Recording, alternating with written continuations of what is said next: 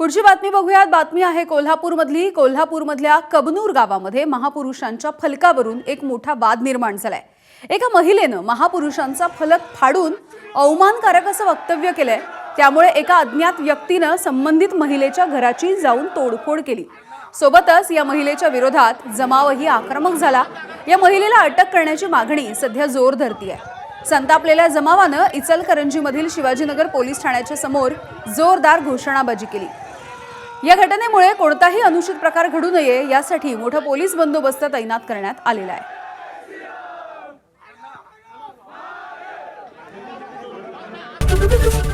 ABP माझा, उघडा डोळे बघा नीट।